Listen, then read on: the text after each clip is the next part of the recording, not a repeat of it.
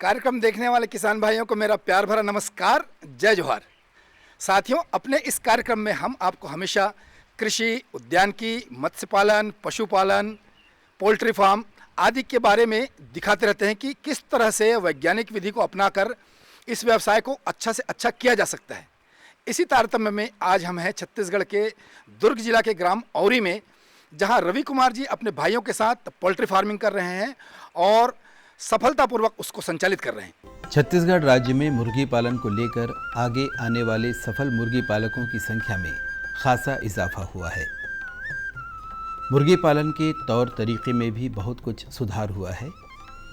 ये बात साबित हुई है कि आधुनिक विधियों को अपनाते हुए यदि मुर्गी पालन का काम किया जाए तो छत्तीसगढ़ राज्य का वातावरण और यहाँ की आबो हवा मुर्गी पालन के लिए बिल्कुल उपयुक्त है। छत्तीसगढ़ राज्य में दुर्ग जिले के पाटन क्षेत्र के औरी गांव के रविंद्र चंद्राकर का नाम छत्तीसगढ़ के सफल मुर्गी पालकों में शामिल हो गया है। धान की पारंपरिक खेती करने वाले और लगभग 80 से 90 एकड़ कृषि भूमि के मालिक रविंद्र चंद्राकर जी धान की पारंपरिक खेती से कभी संतुष्ट नहीं थे। काफ़ी सोच विचार करने के बाद रविंद्र चंद्राकर जी ने आधुनिक विधि से मुर्गी पालन करने का फैसला लिया। रविंद्र चंद्राकर जी का मानना है, यदि मुर्गी पालन में आधुनिकता का समावेश किया जाए तो ये कारोबार बहुत ज़्यादा लाभकारी साबित होता है। एक सफल मुर्गी पालक रवि कुमार जी हमारे साथ हैं। आइए मुर्गी पालन के बारे में उनसे कुछ जानकारियाँ लेते हैं। रवि कुमार जी नमस्कार। नमस्कार भाई साहब। रवि कुमार जी, मैं ये जानना चाहता हूँ कि आप एक पारंपरिक किसान परिवार से हैं, आपके घर में अच्छी खासी खेतीबाड़ी होती है, उसके बावजूद आप इस व्यवसाय में कैसे आए? जब मैं पढ़ के वापस आने के बाद में खेती तो चल ही रही थी, मुझे भी कुछ काम की ज़रूरत थी। तो मैं ये मुर्गी पालन के प्रति, मेरे जो भाई लोग थे पहले मुर्गी फार्म कर रहे थे, उनको मैं देखा तो मुझे लगा कि मैं ये मुर्गी पालन कर सकता हूँ। तो उसी सिलसिले पे मैं इस मुर्गी फार्म पे आया। आपने जब शुरुआत की तो किस तादाद पे आपने चालू किया और आपकी मात्रा जो संख्या थी मुर्गियों की, वो कितनी थी? जब मैं शुरुआत किया तो हमारे यहाँ पेरावट को रखने के लिए एक जगह बना हुआ था। उस जगह को देख के मैं सोचा कि यहाँ पर मैं एक फॉर्म डालूंगा ऐसा करके। वो मैंने जो शुरुआत किया वो 800 स्क्वायर फीट के फॉर्म से, वहाँ से मैंने स्टार्ट किया। उस 800 वर्ग फीट की ज़मीन पर आपने कितनी मुर्गियों का पालन चालू किया? वो 800 स्क्वायर फीट में 800 मुर्गी, क्योंकि हम मानते हैं कि 1 किलो मुर्गी के लिए 1 स्क्वायर फीट जगह जरूरी है। और जिस जगह पे आपने चालू किया था, क्या वो मुर्गी पालन के लिए उपयुक्त जगह थी? उपयुक्त जगह तो थी नहीं, लेकिन उसको उपयुक्त बनाया गया। रवि कुमार जी 800 वर्ग फीट में 800 मुर्गियों के साथ एक पुराने शेड में अपना मुर्गी पालन का काम चालू किए थे और वहाँ से चलते चलते आज किस मुकाम तक पहुँच गए हैं?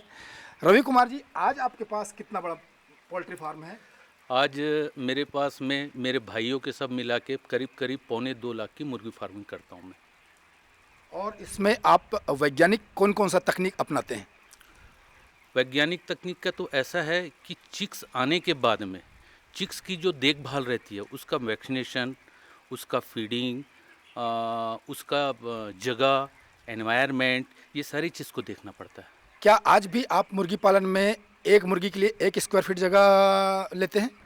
ये 1 किलो मुर्गी के लिए 1 स्क्वायर फीट ज़रूरी है, लेकिन अगर वही मुर्गी 2 किलो के आसपास होता है तो उसके लिए 1.25 से लेकर 1.5 स्क्वायर फीट की जगह चाहिए। मुर्गी पालन का काम ग्रामीण क्षेत्र में करने वाले रविंद्र चंद्राकर जी ने अपने खेतीहर होने का भी भरपूर लाभ लिया। इन्होंने अपने खेत का एक हिस्सा मुर्गी पालन शेड में तब्दील किया और शेष भाग का उपयोग मुर्गी पालन के काम में आने वाली चीज़ों के उत्पादन में कर रहे हैं। मुर्गियों को लगने वाली बुनियादी आवश्यकताओं की पूर्ति वे अपने खेत से ही कर रहे हैं। मुर्गियों को दिया जाने वाला दाना वो स्वयं ही उत्पादित करते हैं, जिनमें मक्के की खेती विशेष है।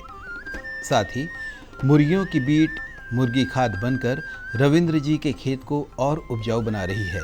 आज रविंद्र जी का पूरा परिवार इस व्यवसाय से जुड़ा हुआ है। उनका मानना है कि इस काम को महिलाएं भी अपनी पूरी सहूलियत के साथ कर सकती हैं। मुर्गी पालन का व्यवसाय एक बहुत ही तेज़ी से बढ़ने वाला व्यवसाय है और इस व्यवसाय के ज़रिए मुर्गी पालक बंधु अपनी आय में भी तेज़ी के साथ वृद्धि कर सकते हैं। हमारे परिवार में परंपरागत रूप से खेती किसानी ही अपनाते थे। पिताजी लोग, भाई लोग सब खेती किसानी में ही धान, गेहूँ, दलहन, तिलहन ये पैदा करते थे, लेकिन उसमें आमदनी बहुत कम होती थी।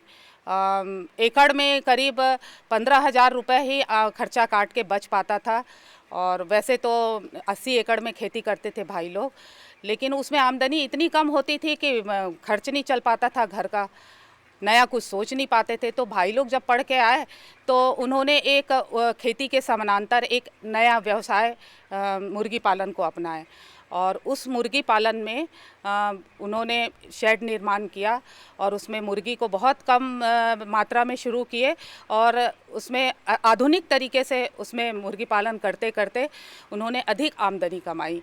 और ये यदि हम अच्छे तरीके से मुर्गी पालन करते हैं तो उसमें 10 लाख तक भी कमाने की संभावना है। खेती का ही पूरक है मुर्गी पालन।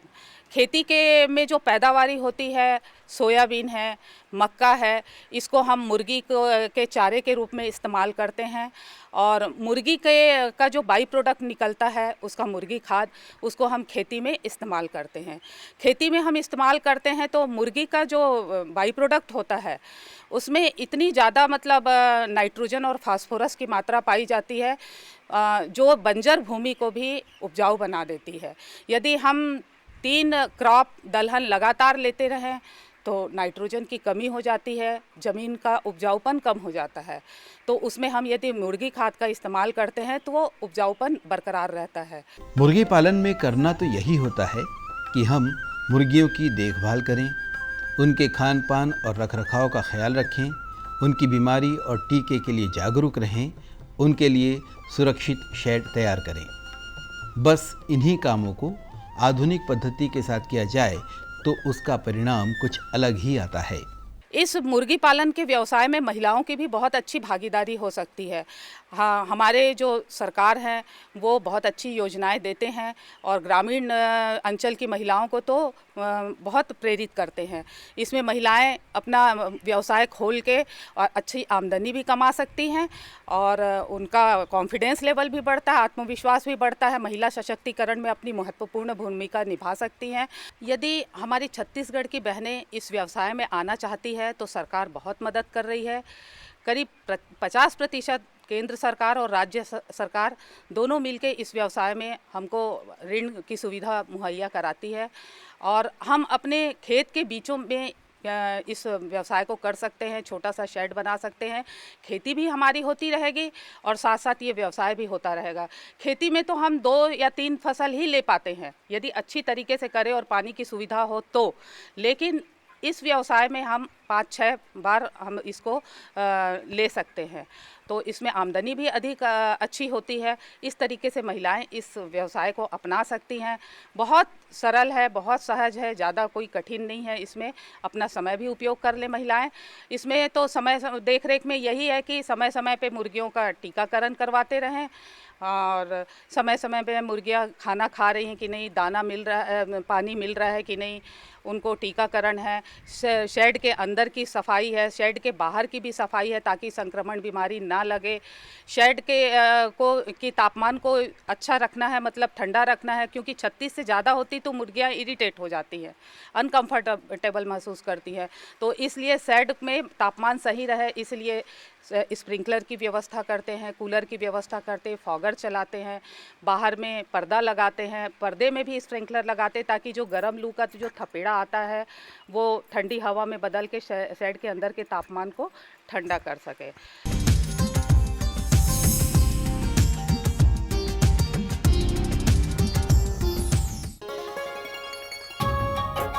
आप किसान भाइयों की खेती बाड़ी से जुड़ी हर समस्या का कृषि विशेषज्ञों द्वारा तुरंत समाधान। किसान कॉल सेंटर। आप भारत के किसी भी प्रदेश में रहते हो, कोई भी भाषा बोलते हो, आपकी समस्या चाहे फसल की बीमारी की हो, खाद की, पशुपालन की या कृषि से जुड़ी नई तकनीक की अपनी समस्या का अपनी ही भाषा में समाधान पाने के लिए आप देश के किसी भी कोने से डायल करें 1551। विशेषज्ञ द्वारा आपको दी जाने वाली ये सलाह बिल्कुल निशुल्क है। ये सुविधा प्रातः 6 बजे से रात्रि 10 बजे तक निशुल्क उपलब्ध है। किसान कॉल सेंटर यानी 1551।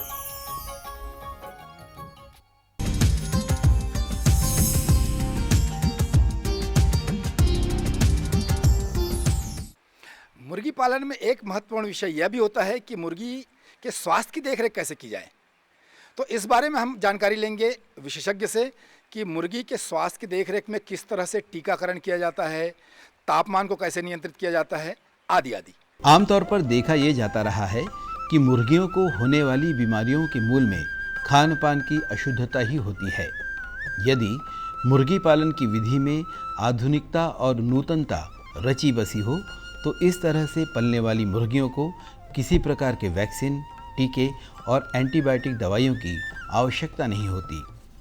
मुर्गियां बहुत ही ज़्यादा संवेदनशील होती हैं और इनके पालन में हमें विशेषकर जो बातें ध्यान में रखती हैं, कुछ बीमारियां हैं जो जिनसे दूर कर बचने के लिए, जैसे कुछ वायरल डिसीजेज़ हैं, रानीखेत हैं, गम्बोरो हैं, इनके टीकाकरण लगाए जाते हैं। तो टीकाकरण नियमित रूप से लगाए जाएं ताकि मुर्गियों को बीमारी ना हो। इन्हें विटामिन्स, मिनरल्स इत्यादि का घोल पानी में दिया जाता है जो नियमित रूप से इनके वजन को बढ़ाने में, इनको स्वस्थ रखने में मदद करता है। इन्हें सब पोषक आहार दिया जाता है। पोषक आहार जो कि 5 तत्वों में पूर्ण होता है: प्रोटीन, विटामिन्स, मिनरल्स और कार्बोहाइड्रेट, वसा इत्यादि। इन्हें संतुलित पोषक आहार उम्र के हिसाब से दिया जाता है। जैसे पहले दिन से लेकर 10वें दिन तक हम प्री स्टार्टर देते हैं, उसके बाद हम इसे स्टार्टर देते हैं 21 दिन तक, और उसके बाद फिनिशर दाना देते हैं। यह दाना उत्तम कोटि का होना चाहिए क्योंकि पोल्ट्री व्यवसाय में लगभग 70% से 75% जो भूमिका है वह दाने की होती है और उतना ही महत्वपूर्ण दाना है। इसलिए दाना स्वच्छ होना चाहिए, पानी स्वच्छ होना चाहिए, शेड हवादार आपके होने चाहिए और यह जो है प्रदूषण रहित व्यवसाय है। इससे प्रदूषण नहीं होता है, इसलिए इस व्यवसाय को कहीं भी किया जा सकता है। पारंपरिक मुर्गी पालन में सभी मुर्गियां एक पात्र में रखा पानी पीती हैं। इससे एक बीमार मुर्गी सभी को बीमार बना सकती है। आधुनिकता के चलते निपल सिस्टम से ऐसी व्यवस्था बनाई जा सकती है कि मुर्गियों को आपस में जूठा पीना ही न पड़े। मुर्गियों के भोजन की व्यवस्था हाफर और फीटर की मदद से ऑटोमेटिक की जा सकती है। ऑटोमेटिक मशीन की मदद से हाफर से फीड्स में जाने वाला दाना एकदम ताज़ा और शुद्ध होता है। मुर्गियां जैसे दानों को खाकर ख़त्म करती हैं, ये फीड्स अपने आप फिर से भर जाता है। यदि ये संभव नहीं है तो कुछ ऐसी व्यवस्था करनी चाहिए कि मुर्गियों के लिए दिन भर ताज़े भोजन की उपलब्धता बनी रहे। मुर्गी पालन में बहुत अहम भूमिका होती है दाने की। दाना हम मार्केट से पूरा इंग्रेडिएंट्स, रॉ मटेरियल खरीद कर लाकर बनाते हैं, अपने ही फार्म पे बनाते हैं। इसकी वजह ये है कि ये इसमें लागत बहुत कम होती है।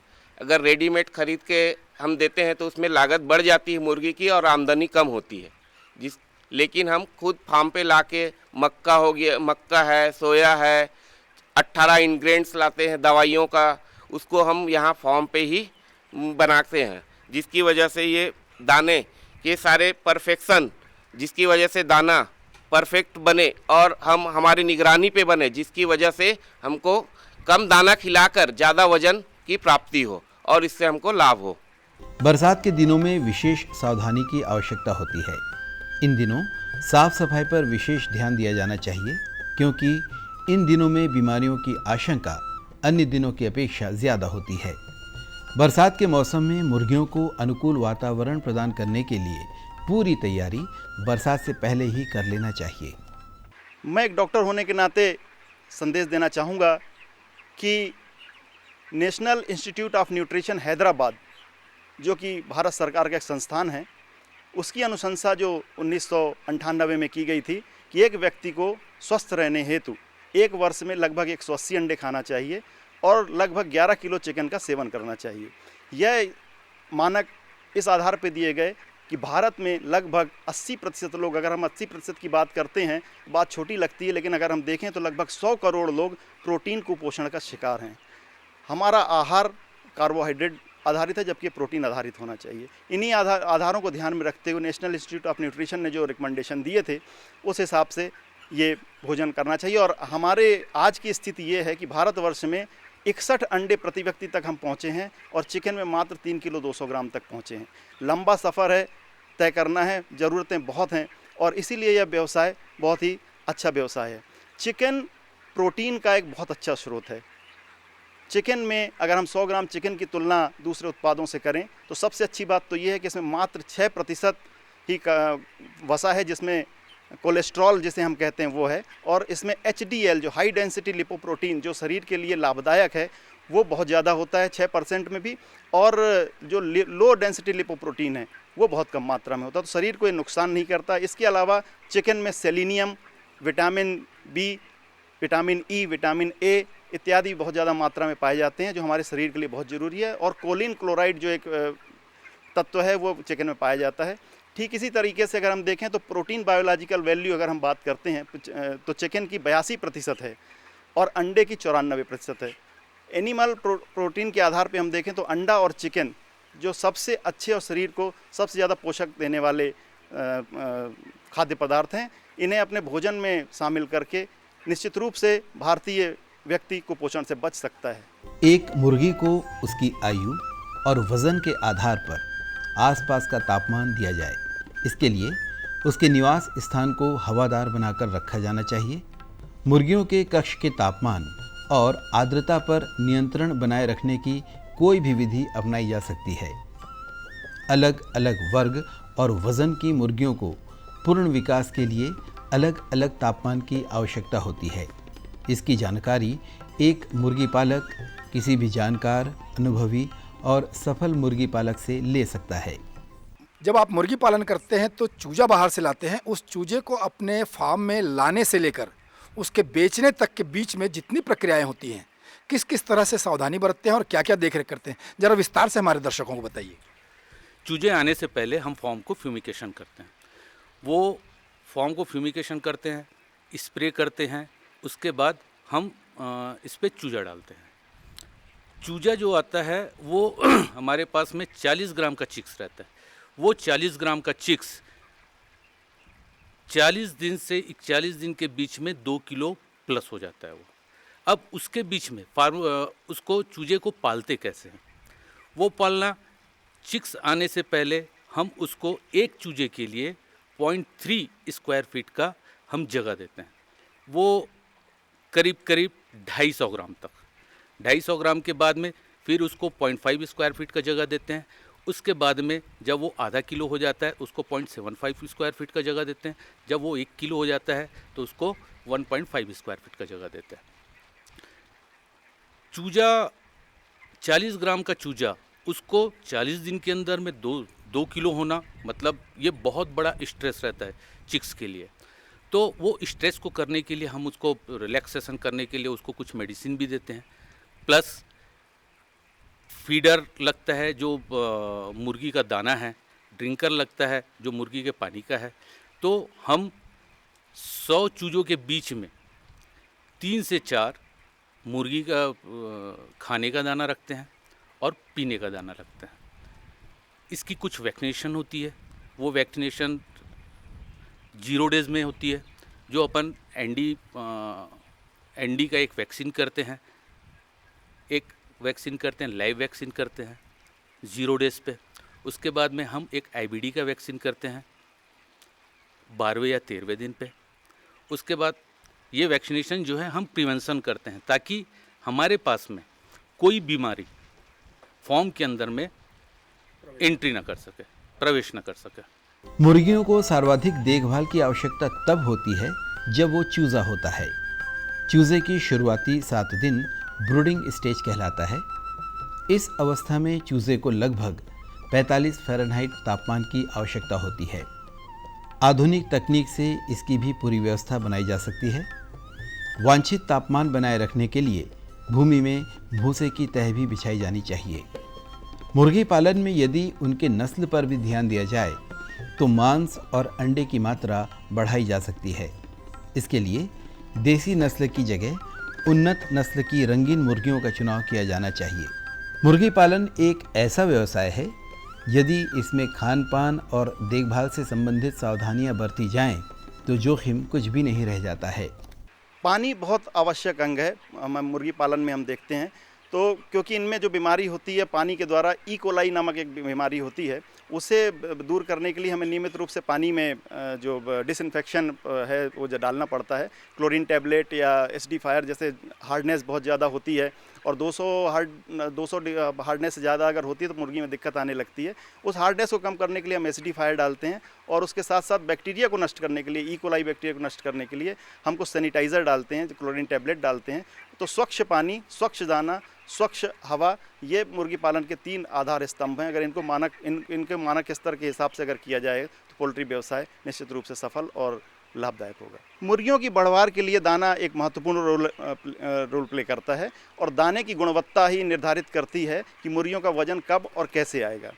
दाना अगर उन्नत क्वालिटी, उन्नति किस्म का है और अच्छा है, उसमें सभी पोषक तत्व हैं, उसमें प्रोटीन की सही मात्रा, ऊर्जा की सही मात्रा, मिनरल्स की सही मात्रा, विटामिन की सही मात्रा है, तो निश्चित रूप से निर्धारित समय पर वजन आता है। अन्यथा यह वजन नहीं आता और मुर्गियों में वजन कम होने के साथ साथ दूसरी बीमारियां भी लगने लगती हैं। मुर्गी उत्पादकों के समक्ष विपणन की समस्या कभी भी नहीं आती। पूरे साल अंडे और मुर्गियों का बाजार गर्म रहता है। हमेशा लाभ की दशा में बना रहने वाला मुर्गी पालन का काम छोटे पैमाने पर ही सही देश भर में किया जाना चाहिए।